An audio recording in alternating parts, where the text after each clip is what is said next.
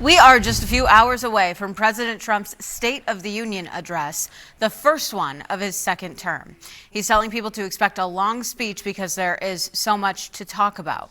One of the people who will be there tonight is New Hampshire Senator Jeanne Shaheen. She is joining us live now with her guest for tonight, the executive director of the New Hampshire Food Bank, Elsie Cipriani. Thank you both for being here with us.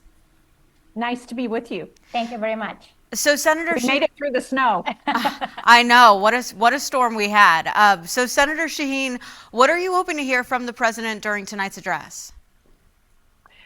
Well, one of the reasons I wanted to ask Elsie to come down is so we could talk about the problem of food insecurity. I think a lot of people don't realize that we have a lot of people in New Hampshire who need help with food. And right now it's a double whammy because not only are they programs being cut back that the New Hampshire Food Bank has done so well in the past, but grocery prices continue to rise. They're not going down. I would like to hear President Trump talk about what he's going to do to help address some of those cost of living issues that Americans are facing every day.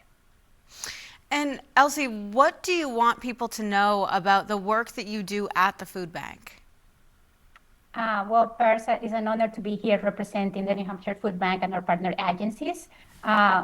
We work really hard to be able to meet the need. For example, last year, the New Hampshire Food Bank, together with our partner agencies, we distributed more than 20 million pounds of food. That's the highest amount of food that we have ever distributed. And that is very consistent with our partner agencies are reporting to us. They are seeing 2 times, sometimes 3 times the number of people coming to their food pantries. And that's the consequences of all the things that have happened, especially during the past year with federal cuts, tariffs, the reconciliation bill. All these things are just putting people's safety net at risk. And Senator Shaheen, just one more question for you. What are you hearing from people in New Hampshire about some of the struggles that they're dealing with right now when it comes to costs, whether it's food, housing? What are you hearing from the people who live here? Well, Elsie and I were talking about this earlier, that people are dealing with higher grocery prices. They're dealing with record housing costs in New Hampshire. Affordable housing is a huge challenge. The cost of childcare is rising for people.